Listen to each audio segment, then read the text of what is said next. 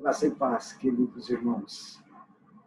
Hoje nós estamos iniciando uma série de mensagens com o intuito de abençoar, orientar e edificar as famílias, como sempre no mês de maio nós fazemos, presencialmente, nos cultos, mas devido à situação que nós estamos passando, estaremos iniciando esta série de mensagens de vídeo. Semanalmente estaremos publicando uma mensagem abençoando sua casa, sua família.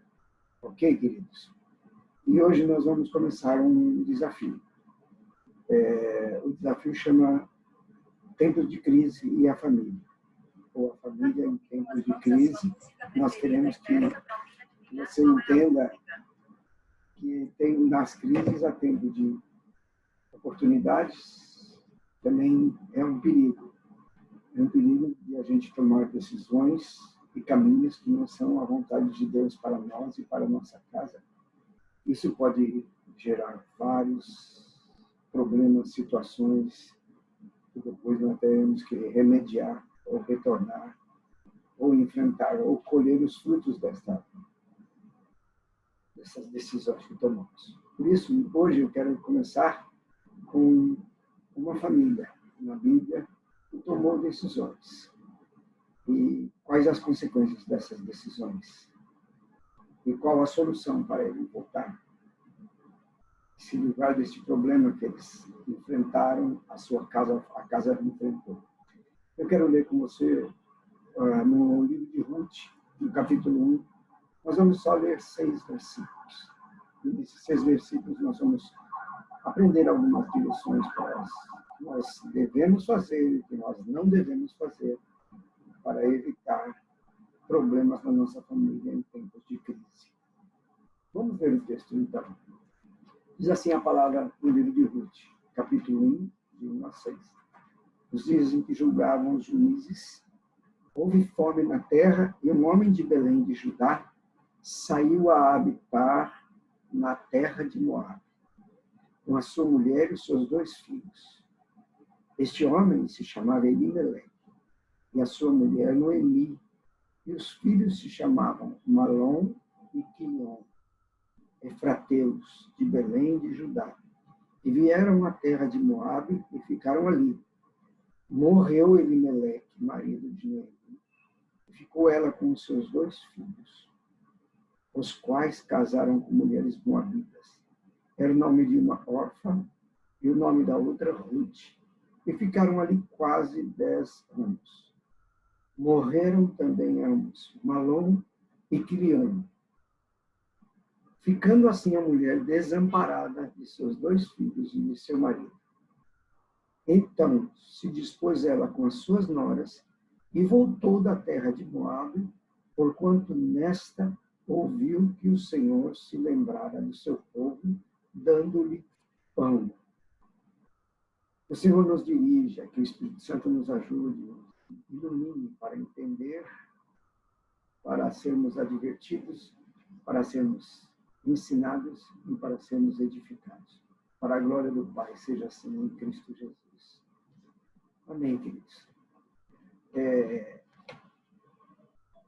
Na Bíblia de Genebra, que é uma Bíblia que tem comentários, essa Bíblia, o comentarista, quando comenta essa história, ele afirma que o livro de Ruth tem um propósito teológico. Toda a história de Ruth tem um propósito teológico. E ele pode ser usado com vários propósitos. Por exemplo, o propósito de entender que Deus quer salvar os ímpios. E Deus também tem propósito para os ímpios quando ele salva Ruth. Então, assim, um propósito teológico que pode ser abordado neste livro. Outro propósito teológico que pode ser abordado com a leitura e a meditação nesse livro é sobre a aliança de Deus para com o povo de Deus. Como Deus trata o seu povo através da aliança. E também outro objetivo que pode ser usado, teológico que pode ser usado, é sobre a questão da restauração de Israel. Israel sempre será guardado, será restaurado por Deus, mesmo que haja crises ou desvios, Israel sempre será restaurado para Deus. E como também esse livro também pode ser fundamentado para justificar a realeza de Davi, sendo Noemi, Ruth se tornou a avó de Davi. Então, pode ser usado por vários propósitos teológicos. Mas no nosso caso, eu quero aplicar uma visão. E a visão que eu quero ter neste momento, e somente nesse texto aqui, é como a gente evitar de tomar decisões erradas e depois como a gente pode fazer para restaurar ou voltar destas decisões erradas. Voltar para Deus e mudar de atitude e voltar para Deus. Então eu quero trazer assim, como tema, restauração da família que volta para Deus. A restauração da família que volta para Deus. Então este é o tema desta ministração de hoje. Quando o autor do livro, então, aqui voltando ao livro, nós temos o contexto desse livro. Quando é que acontece essa história? A história de Ruth, todos os estudiosos afirmam que ela foi escrita por Samuel. Assim como o livro de Juízes, o livro de Ruth, o livro de 1º e 2º Samuel, o autor desses livros são desconhecidos, mas dentro dos estudiosos entende-se que foi Samuel que escreveu esses livros. Então, inclusive o livro de Ruth. Claro que ele, se foi Samuel, foi outro, ele estava inspirado pelo Espírito Santo, que se tornou uma escritura canônica, está aqui como palavra de Deus para nós. E esse contexto pode ser visto muito claramente, que é o livro de Juízes. O contexto é o livro de Juízes.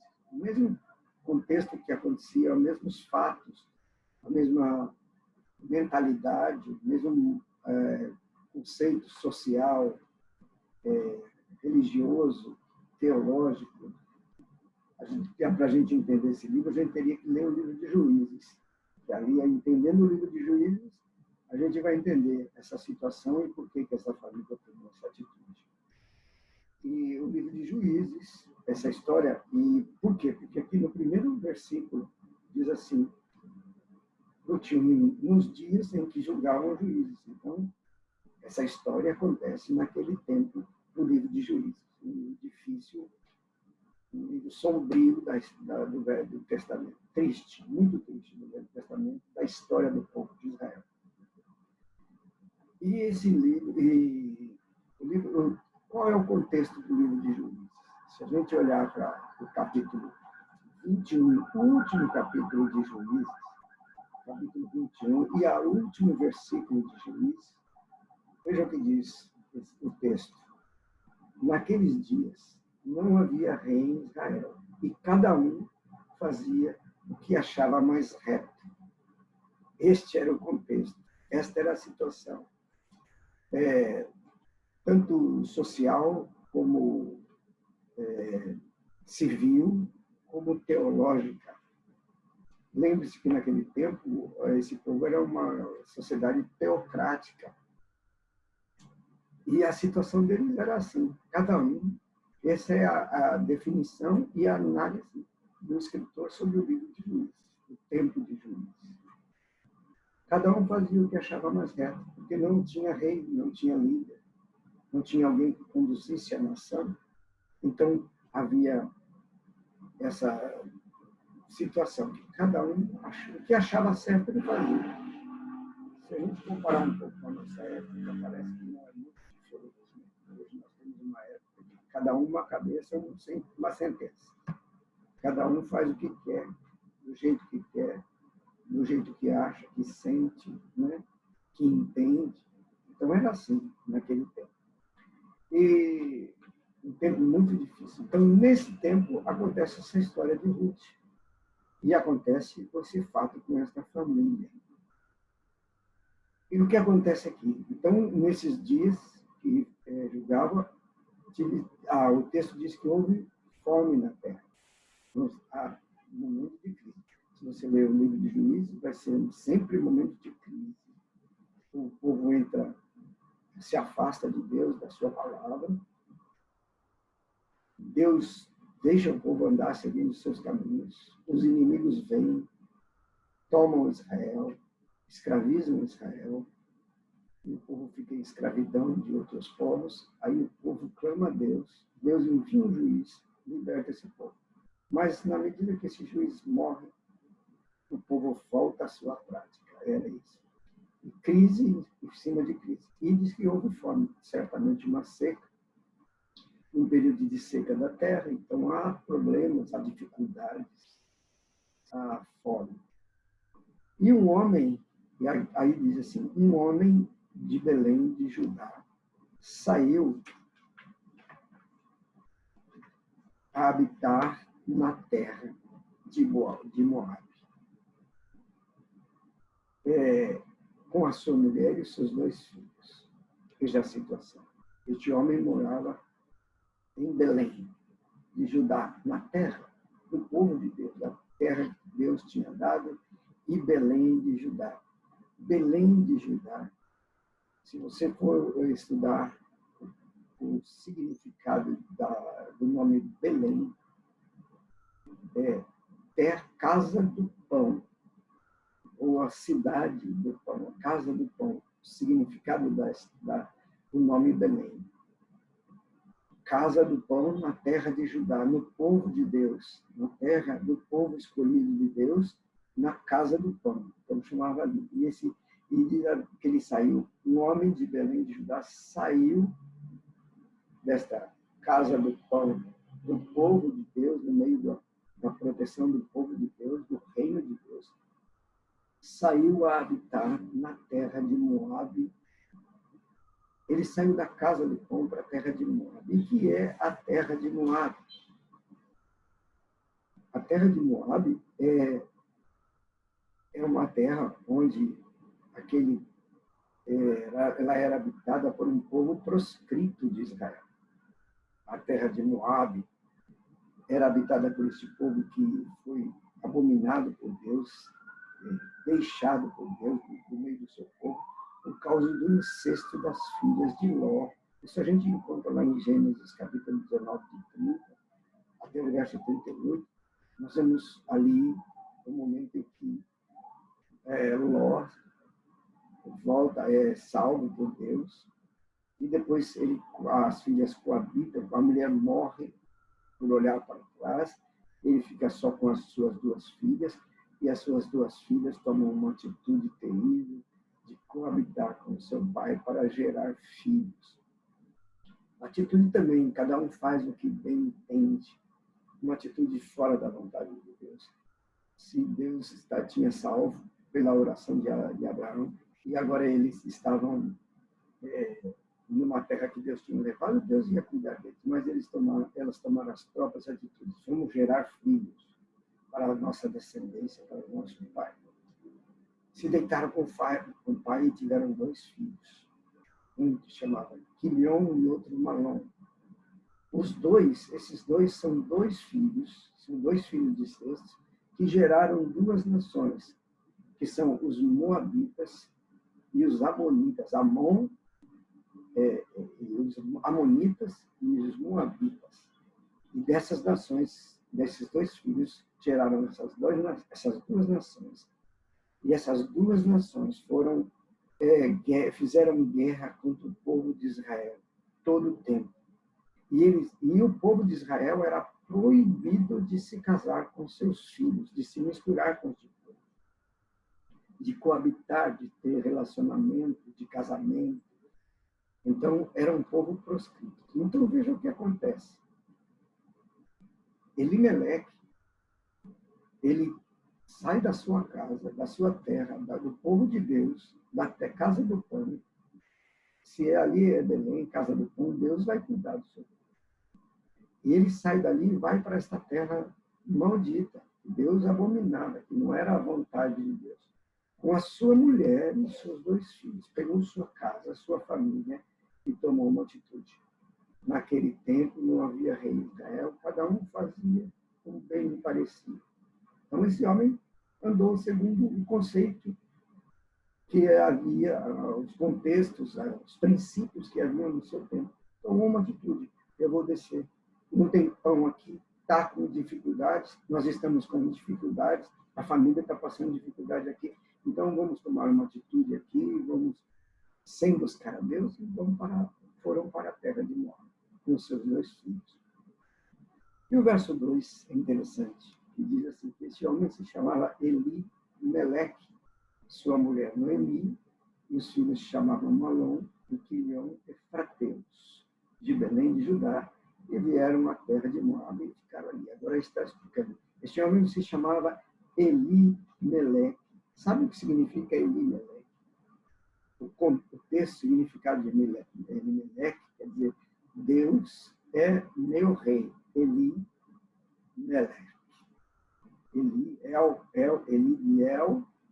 é Deus, Meleque é de Melech, Malek, ou Deus, rei, em hebraico.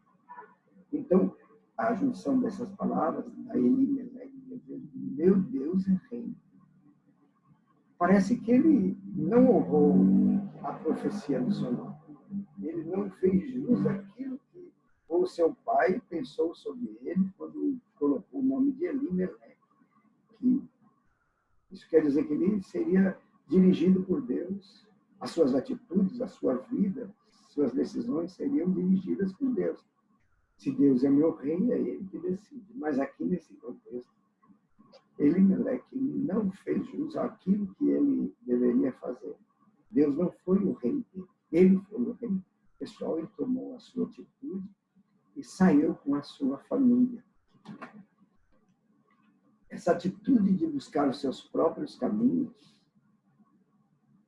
traz, toda vez que a gente toma uma atitude de buscar os nossos próprios caminhos, sem estar debaixo da direção de Deus, ela sempre vai haver consequências. É um perigo nós tomarmos atitudes. Quando nós somos filhos de Deus, nós vivemos na casa do pão, Belém. Se você lembrar, Belém é o lugar onde também nasceu quem? Quem nasceu em Belém? Jesus Cristo. E muito significativo que essa cidade se chama Casa do Pão. E quando Jesus nasce em Belém, Belém Efrata, que Efrata é de Efrateus, que é da família de Efraim, descendentes de Efraim, efraimitas, Efrateus. Então, eles estavam ali. Então, é significativo que Belém, Jesus também nasce em Belém. E depois, Jesus declara que ele é o pão da vida. Ele é a suficiência para a nossa vida. Ele é o sustento da nossa vida. Então, é a mesma relação muito clara aqui. Eles, em vez de dependerem de Deus, do pão de Deus, da vontade de Deus, da direção de Deus, tomaram os seus próprios caminhos. E toda vez que a gente toma o nosso próprio caminho fora da vontade de Deus, esses caminhos vão levar-nos a consequências terríveis. É muito preocupante. Então, essa família, esse pai da família, esse líder da família, ele tomou uma atitude dentro do conceito da sua própria época, dos valores da sua própria época. Cada um faz o que quer, toma a direção que quer, segundo a sua cabeça. E cuidado, fora da vontade de Deus, a gente sempre vai errar, a gente vai cair e levar nossa família para erros, para consequências terríveis e, às vezes, muitas vezes, irremediáveis. E é o que acontece nesse momento. Veja que esse homem foi e vieram à terra de Moab e ficaram ali. Diz o verso 2, no final do verso 2. Ficaram naquela terra. Olha, a partir daqui a gente vai ver algumas consequências que esta atitude de Eli causou e levou à sua família.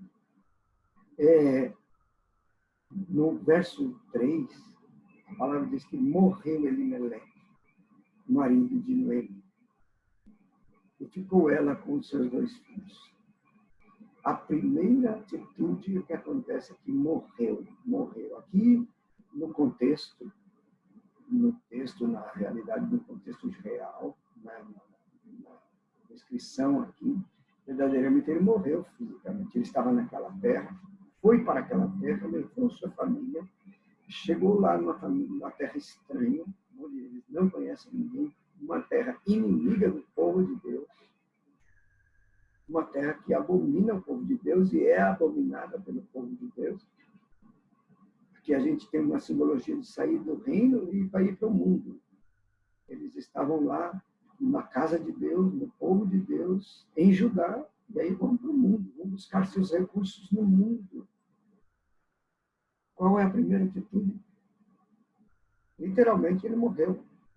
E aqui na narrativa é correto que ele morreu fisicamente.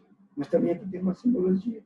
O fato dele ter saído da presença de Deus, ele morreu espiritualmente. Ele deixou a Deus e ele morreu. E quando ele morre, as consequências, ele deixou sua esposa Noemi viúva, e essa viúva com 2 filhos numa terra estranha, um povo estranho, uma mulher agora, cabeça da sua casa, com 2 filhos numa terra estranha. E esses moços ainda, certamente, eram moços ainda certamente novos. Ela ficou ali desamparada, numa terra estranha, sem conhecer ninguém, com 2 filhos, sem marido agora. Já é um problema sério. A causa, esse homem trouxe consequências para a sua própria vida, sua morte, sua separação de Deus, sua separação do povo de Deus, e agora trouxe consequências para a sua família. Essas consequências não param aqui, porque esse povo fica ali no meio do mundo, e eles começam a viver no mundo, depender do mundo, provavelmente dependiam das pessoas. E aí o que acontece? O verso 4 diz, os 2 filhos, os quais casaram com mulheres moabitas. O nome de uma era órfã e o nome da outra Ruth. E ficaram ali quase 10 anos. Interessante essa situação. E agora, além da morte do marido, agora vem aquilo que Deus tinha proibido o seu povo fazer. Eles fizeram. Os 2 viviam numa terra estranha, não tinha o povo de Deus lá, eles estavam sós. Os filhos ganharam os valores daquela terra, casaram com mulheres moabitas, mulheres de um povo que Deus tinha separado, tornado proscrito do meio do povo de Deus. E Deus tinha proibido o casamento do povo de Deus com essas mães, com esse povo. Então eles se casaram. Outra atitude errada, fora da vontade de Deus, contrária à vontade de Deus, eles se casam com as mulheres moabitas e ficaram. Agora, um outro detalhe. É interessante que a Bíblia tem uns detalhes que a gente precisa atentar. Que eles casaram e a Bíblia diz que ficaram ali 10 anos. 10 anos. Interessante. Por que a Bíblia diz ali 10 anos? Coloca 10 anos. A gente precisa entender que a Bíblia, existe uma numerologia na Bíblia, que os números, tudo na Bíblia tem significado. E os números têm um significado muito importante. Por exemplo, toda vez que você vê 40 na Bíblia, você vai ver, toda vez que aparece o 40, você vai ver um tempo de provação, um tempo de prova para o homem, para o povo de Deus, para a nação, sempre vem. Moisés, ele ficou 40 anos no Egito, aprendendo do Egito. Depois ele teve 40 anos no deserto. Depois ele andou 40 anos seguindo e servindo a Deus, levando o povo para a terra prometida. 40.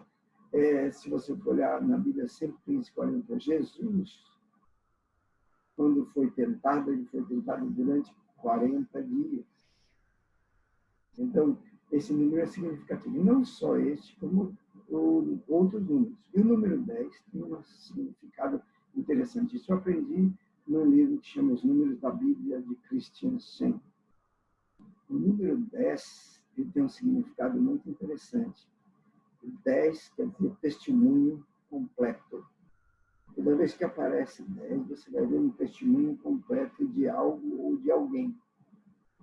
Por exemplo, os 10 mandamentos. É o testemunho completo de quem Deus é. O caráter de Deus, a vontade de Deus, os 10 mandamentos. Quando você o povo vai para o Egito, e Deus quer tirar o povo do Egito, Deus usa 10 pragas. O testemunho completo para o povo egípcio de que quem estava tirando o povo de lá era Deus. Não para o Egito somente, mas também para o povo de Israel, através das 10 pragas. Então você vai sempre encontrar, eu tenho várias situações em que esse número vai aparecer. E ele aparece aqui, nesse contexto. O que quer dizer isso? Ficaram quase 10 anos. Então, 10 anos aqui, até que se completasse completamente, tivesse um completo testemunho da vontade de Deus, ficaram ali quase 10 anos, Deus deixou ali que eles ficassem 10 anos. Depois de 10 anos, desse testemunho completo, desse tempo completo que Deus permitiu para estes moços, o que aconteceu com eles também? Verso 5. Mais uma consequência. Morreram também ambos, Malom e Quilião. Agora antes morreu o pai, numa terra estranha, ficou a mãe desamparada com os 2 filhos. Os 2 filhos se envolvem com aquela terra, com aquele mundo, casam-se com filhas dos moabitas, que era contra a vontade de Deus, mais uma queda, mais um erro, mais um distanciamento de Deus, mais uma consequência terrível da atitude de Elimelec. Agora, não só o pai, não só o casamento errado, agora vem a outra consequência terrível deste ato. Morreram também Malom e Quilião. Os 2 filhos morreram. Novamente, eu tenho que dizer, morreram fisicamente, porque nós vamos ver no relato da história que elas voltaram, ficaram viúvas fisicamente. E também, se você for simbolicamente, morreram da presença de Deus, da vontade e da bênção de Deus, de estar debaixo da bênção de Deus, se afastaram, ficaram afastados de Deus. Morreram, Malom, Quilião, ficando assim, a mulher desamparada de seus 2 filhos e de seu marido. A palavra é clara. Olha a consequência. A mulher ficou desamparada dos seus filhos e do marido. Com o marido, quando morre o marido, ela já fica desamparada com os 2 filhos. Agora ela ficou desamparada completamente. Ela e agora com 2 noras, 3 mulheres sozinhas. Naquela época, mulher sozinha não tinha como decidir, tomar atitudes, elas se tornariam escravas de qualquer pessoa, de qualquer homem que quisesse, que as tomasse. A mulher, ela se escravizada, se ela não tinha um marido, uma família, qualquer um poderia tomá-la, escravizá-las, fazer o que quisesse com elas, desamparadas financeiramente, desamparadas de proteção, desamparadas emocionalmente pela morte dos filhos. Veja que quantas consequências uma atitude de um homem, de um pai de família, ao tomar uma atitude, ele pode trazer para a sua família. Nesses 5 versículos, a gente vê essa sequência de quedas e de problemas por causa de um homem que faz aquilo que acha melhor. Sair da presença de Deus, da dependência de Deus, da vontade de Deus, do lugar que Deus não tinha colocado, para o lugar que ele achava que ia ter prosperidade, que ia cuidar da sua casa, da sua família. As intenções deles não eram ruins, mas boas intenções podem nos levar a erros e também ao inferno. É terrível. Então, as consequências para essas famílias foram terríveis, pesadas, morte, desamparo, erros, casamentos errados, e agora a mulher ficou com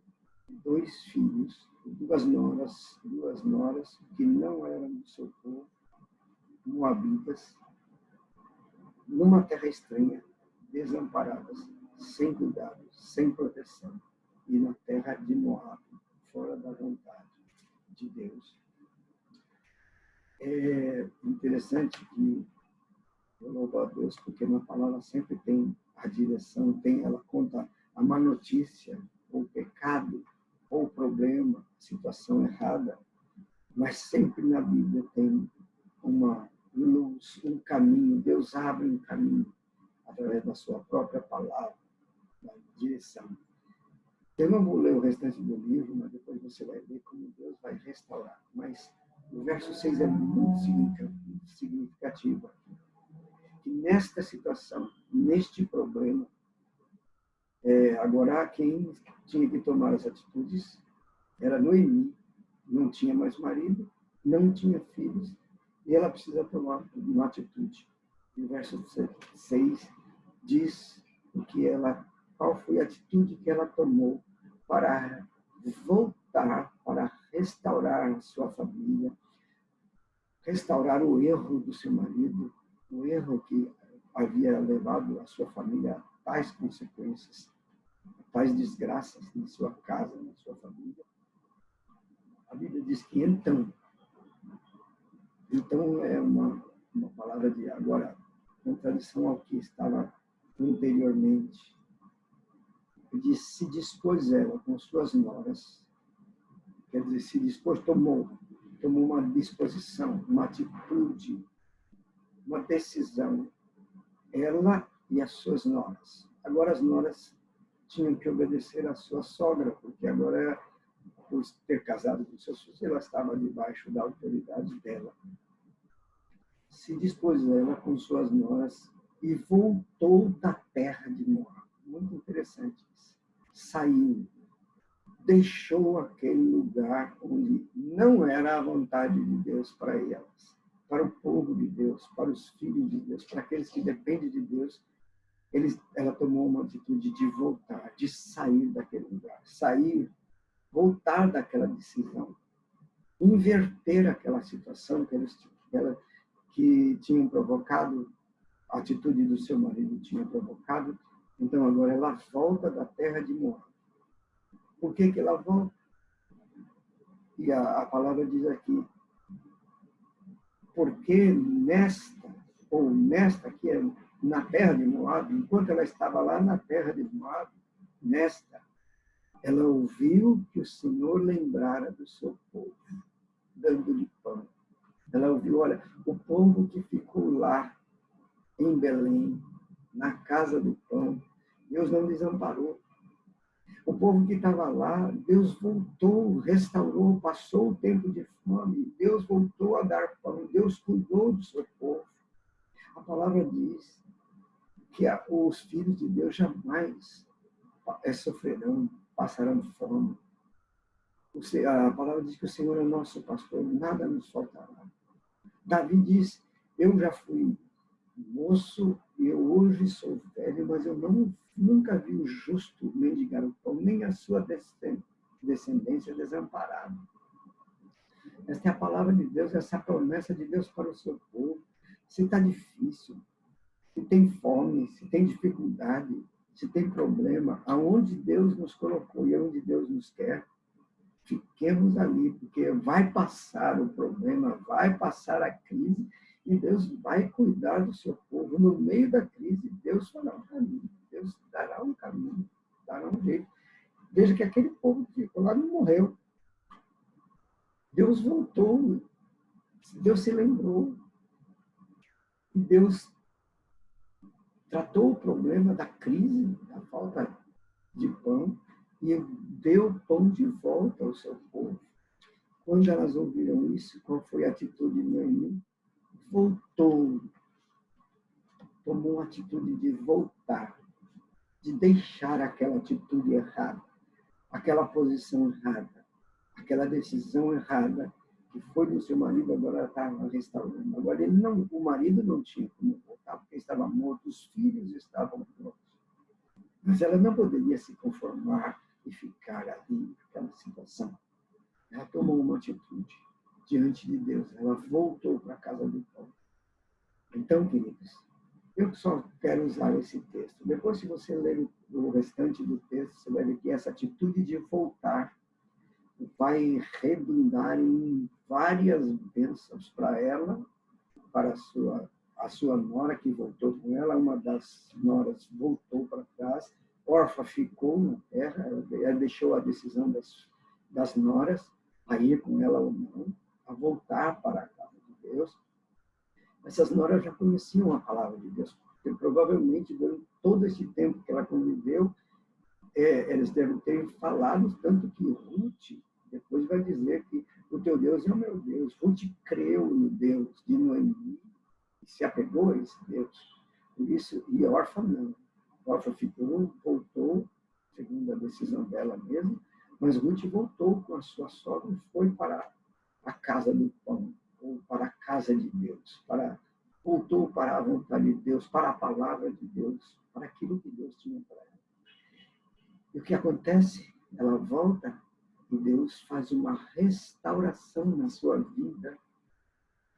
É interessante você ler todo esse contexto depois, restaura a sua vida. Mas por que foi restaurada toda a sua vida? A sua nora se torna a avó de Davi, ela se torna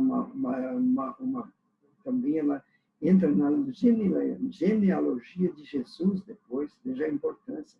Por quê? Por causa de uma atitude de uma mulher que estava lá, voltou para Deus, voltou para a vontade de Deus, voltou para a casa do pão. Então eu queria aplicar um pouquinho mais isso à sua família, à nossa família. Tirar algumas lições que a gente pode aprender e trazer de volta. Se a gente tomou tudo errado, a gente pode voltar. Deus está sempre no controle, está sempre esperando que a gente volte. Cuidado com as decisões. Primeira lição que a gente tem que entender, se nós somos filhos de Deus, nós já estamos na casa do pão. O Senhor Jesus é o pão da vida, é o nosso pão, é o nosso Salvador, é o nosso Senhor.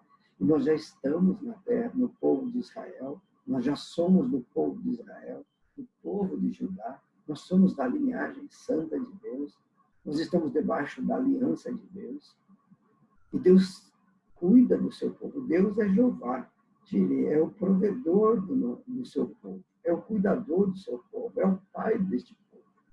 Então, se você é do povo de Deus, você já está no Belém, nunca, cuidado, para você nunca tomar atitudes segundo a nossa própria vontade, segundo o contexto de Juízes. E cada um fazia o que achava certo, correto, segundo o seu modo de pensar. Não. No reino de Deus, nosso modo de pensar é a vontade de Deus, é a palavra. Então, nunca toma atitude segundo aquilo que a gente acha, mas segundo o que está o que diz a palavra para a nossa casa.